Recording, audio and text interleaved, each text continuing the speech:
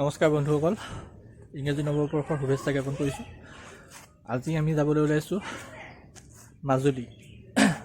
মোৰ শৈশৱ কৈশোৰ জীৱন যৌৱন সকলোবোৰ মাজুলীৰ পৰা আৰম্ভ হৈছে। গতিকে আজি মই মাজুলী যাবলৈ ওলাইছোঁ পুৰণা স্মৃতি ৰোমন্থন কৰিবলৈ।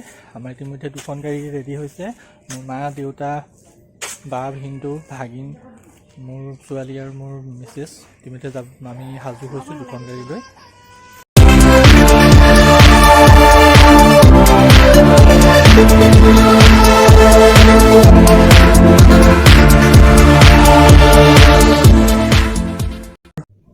নমস্কাৰ বন্ধুসকল, ইংৰাজী নৱবৰ্ষৰ শুভেচ্ছা জ্ঞাপন কৰিছোঁ। আজি আমি যাবলৈ ওলাইছোঁ মাজুলী। মোৰ শৈশৱ কৈশোৰ জীৱন যৌৱন সকলোবোৰ মাজুলীৰ পৰা আৰম্ভ হৈছে। গতিকে আজি মই মাজুলী যাবলৈ ওলাইছোঁ পুৰণা স্মৃতি ৰোমন্থন কৰিবলৈ। আমাৰ ইতিমধ্যে দুখন গাড়ী ৰেডি হৈছে। মোৰ মা, দেউতা, বা, ভিনদেউ, ভাগিন, মোৰ ছোৱালী আৰু মোৰ মিছেছ ইতিমধ্যে আমি সাজু হৈছোঁ দুখন গাড়ী লৈ। লগতে চাম মই পঢ়ি অহা স্কুলখন, দেউতাই চাকৰি কৰি অহা 33 বছৰ চাকৰি কৰি অহা বিদ্যালয়খন, স্কুলখন, আৰু তাৰ স্মৃতি ৰোমন্থন কৰিবলৈকে আজি ওলাইছোঁ মাজুলীলৈ। চাই থাকিব মোৰ লগত মাজুলী দৰ্শন কৰিবলৈ, মাজুলী চাবলৈ মোৰ লগত চাই থাকিব এই চেনেলটো এনিথিং উইথ ময়ূৰ।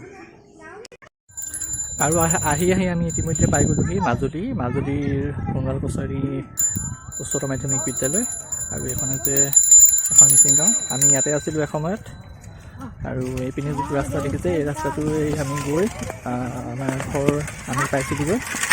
আমাৰ নিজে সাজি লোৱা এটা ঘৰ, আৰু এখন ফিল্ড সন্মুখত, ঘৰটোৰ সন্মুখত এখন ফিল্ড, আৰু তাৰ পিছফালে এখন স্কুল।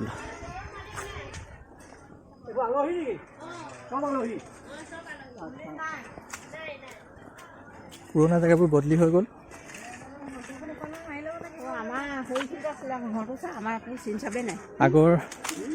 আগৰ মানে যিখিনি জেগা আছিলে বা যেনেকুৱা হেৰি আছিলে সেইখিনি নাইকিয়া হৈ গ'ল। এইটো এটা পুল আছিলে,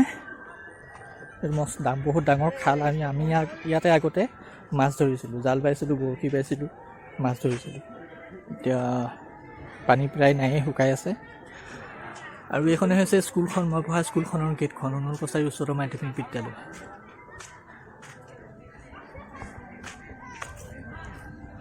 আৰু এই এজাৰজোপাৰ সিফালে আছিলে আমাৰ ঘৰটো। বৰ্তমান ঘৰটোৰ অৱশিষ্ট একো নাই, ভেটিটো অলপ ওখ হৈ আছে, তাৰ বাদে একো নাই। এইডোখৰতে আছিলে আমাৰ ঘৰটো, এতিয়াতো ভেটিটো ওখ হৈ আছে। আৰু এইফালে ৱাল দি দিলে, আগত ৱাল নাছিলে। এইফালে আমি জেওৰা দিছিলোঁ, জেওৰা দি গৰু ছাগলীৰ পৰা ৰক্ষা পাবলৈ জেওৰা দিছিলোঁ। এজোপা আম আছিলে ইয়াত, মই ৰোৱা নাহৰ আছিলে, কৃষ্ণচূড়া আছিলে, আৰু কিবা কিবি ধেৰ আছিলে। কিন্তু বৰ্তমান ইয়াত একোৱেই নাই, সম্পূৰ্ণ কাটি পেলোৱা হ'ল স্কুল কৰ্তৃপক্ষৰ কাৰণে, স্কুলৰ বাউণ্ডেৰী বা কিবা ফিল্ডৰ কাৰণে। আৰু আগত সেই ইলেক্ট্ৰিচিটিৰ পোষ্টটোৰ ওচৰতে আছিলে আমাৰ বিদ্যালয়ৰ তেতিয়াৰ প্ৰধান শিক্ষকজনৰ ঘৰ, আমি বৰ্তা বুলি কওঁ। তেওঁলোকৰ ঘৰো আছিলে, তেওঁলোকৰ ঘৰটো বৰ্তমান নাইকিয়া হৈ গ'ল, উঠাই লৈ গ'ল। মানে মানুহ নাই যেতিয়া ভাঙি চিঙি সম্পূৰ্ণ শেষ হৈ গ'ল। আৰু এইখন আমি এতিয়া স্কুললৈ আহি আছোঁ, স্কুলৰ ভিতৰলৈ ছাৰসকলক পোৱাৰ কাৰণে। পুৰণা ছাৰসকল হয়তো নাই, বহুত কেইজন ছাৰ ৰিটায়াৰ্ড হৈ গ'ল। হ'লেও আহি আছোঁ পুৰণা স্কুলখন। এইখন ফিল্ডতে মই এসময়ত ক্ৰিকেট খেলিছিলোঁ, বেডমিণ্টন খেলিছিলোঁ, ভলীবল ইত্যাদি খেলিছিলোঁ। আৰু ইয়াতে মই ডাঙৰ দীঘল হোৱা সম্পূৰ্ণ 6 মাহৰ পৰা, জন্মৰ 6 মাহৰ পিছৰ পৰা মই ইয়াতে থাকি সম্পূৰ্ণ মেট্ৰিক পাছ কৰালৈকে মই ইয়াতে আছিলোঁ। ডাঙৰ দীঘল মই ইয়াৰ পৰাই হৈছোঁ। গতিকে এইডোখৰ জেগা মই পাহৰিব নোৱাৰোঁ, স্মৃতি হিচাপে থাকি গ'ল। সপোনত দেখোঁ মাজে মাজে। দেখিছে এইখন ফিল্ডত মই ক্ৰিকেট খেলি এসময়ত শচীন হোৱাৰ সপোন দেখিছিলোঁ। অৱশ্যে হ'ব নোৱাৰিলোঁ বাৰু, শচীন নালাগে, একো এটাই হ'ব নোৱাৰিলোঁ খেলৰ। ঠিক আছে, আমি এতিয়া ছাৰক লগ কৰিবলৈ আহি আছোঁ, পিছত লগ হ'ম আকৌ। আৰু এইখনেই হৈছে মই পঢ়া স্কুলখন। প্ৰায় একেই আছে, মাত্ৰ গছ গছনি কেইজোপামান বাঢ়িছে।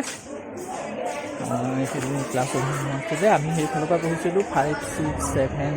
আমি আগতে LP স্কুলটো আমি 4th শ্ৰেণীলৈকে পাইছিলোঁ, আৰু হাইস্কুল 5ৰ পৰা 5, 6, 7, 8, 9 আৰু এই একেবাৰে লাষ্টৰ ৰুমটো ক্লাছ 10ৰ ৰুম আছিলে। আৰু গছ আছিলে মাত্ৰ এইজোপা, সন্মুখত দেখা গছজোপা। ইয়াত উঠিবলৈ আমাক নিদিয়ে, আমি কিন্তু উঠোঁ লুকাইছোগৈ মনে মনে। ভাল লাগিছে আজি বহুত দিনৰ মূৰত পুৰণা স্কুলখনলৈ আহি। আৰু এইডোখৰতে মোৰ দেউতা যেতিয়া ৰিটায়াৰ্ড হৈছিলে তেতিয়া এইডোখৰতে এজোপা নাৰিকল গছৰ নাৰিকলৰ গুটি নাৰিকল পুতিছিলে গছ হ'বলৈ, কিন্তু নাৰিকলজোপা হয়তো নাবাছিল, সেইকাৰণে এনেকুৱা ৰূপ হ'ল, নাই নাৰিকল।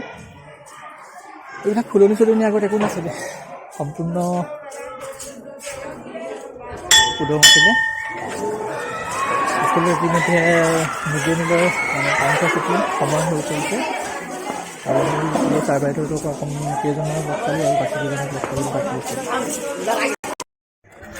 পুনৰবাৰ দেখুৱাইছোঁ মই পঢ়া বিদ্যালয়খনৰ চৌহদ বিভিন্ন এংগুলৰ পৰা।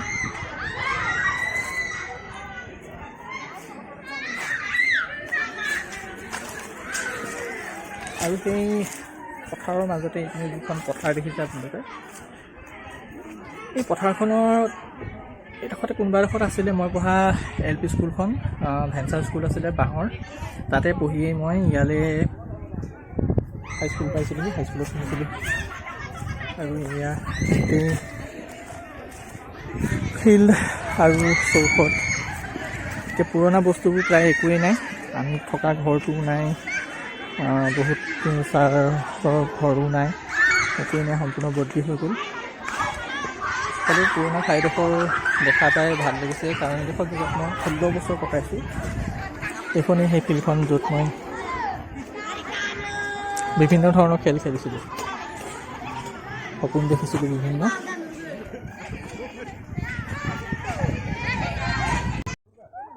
আৰু এইখন হৈছে সোণোৱাল কছাৰী গাঁও। এই গাঁৱৰ ল'ৰা ছোৱালীৰ লগতে মই খেলি ধূলি ডাঙৰ হৈছিলোঁ। এই গাঁৱৰ ল'ৰা ছোৱালীৰ লগতে মই পঢ়া শুনা কৰিছিলোঁ। আৰু এইফালে এইটো মথাউৰিৰ তলত এইটো যেতিয়া পানী হয় তেতিয়া ইয়ালৈকে পানী পায়হি। আৰু এবাৰ মথাউৰিয়ে এই চিগাটো এই মথাউৰিটো ছিঙি নিছিলে, বানপানীয়ে মথাউৰিটো ছিঙি নিছিলে। অলপ দূৰ পাৰ হৈ ব্ৰহ্মপুত্ৰ পায়, কিন্তু যেতিয়া বানপানী হয় তেতিয়া ব্ৰহ্মপুত্ৰৰ পানী ইয়ালৈকে পায়হি। আৰু এইখনেই হৈছে কছাৰী গাঁও, সোণোৱাল কছাৰী গাঁও। সোণোৱাল সোণালী, একেবাৰে মানুহৰ মৰম চেনেহবোৰ একেবাৰে সোণালী মৰম চেনেহবোৰ কেতিয়াও পাহৰিব নোৱাৰোঁ। এতিয়াও সেই মৰম চেনেহ অটুট আছে এই গাঁৱৰ মাজত, মানুহৰ মাজত। এতিয়া আমি মোৰ দাদা হয়, মোৰ বাৰ লগত পঢ়া এজন ল'ৰাৰ ঘৰলৈ আহিছোঁ। পূৰ্বতে যেনেকুৱা এই গাঁৱত শান্তি পাইছিলোঁ, এতিয়াও সেই শান্তি ইয়াত বিৰাজমান। মানুহৰ ঘৰ দুৱাৰ প্ৰায় একেই আছে, মানুহৰ মনবোৰো একেই আছে। সময়ৰ লগত যুগৰ লগত পৰিৱৰ্তন হোৱা নাই, আৰু সেয়ে এই গাঁও মোৰ অতিকে প্ৰিয়।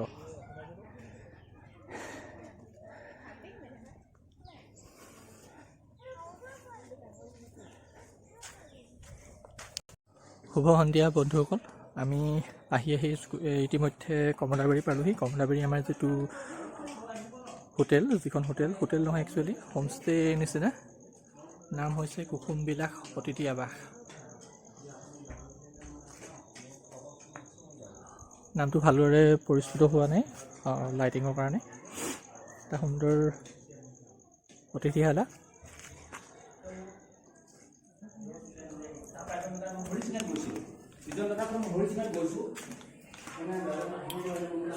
প্ৰায় 7-8টা ৰুম আছে ইয়াত, ৰুমবিলাক দেখুৱাইছোঁ।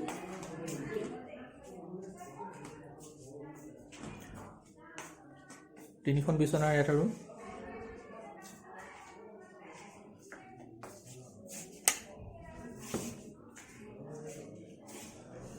Latrine bathroom.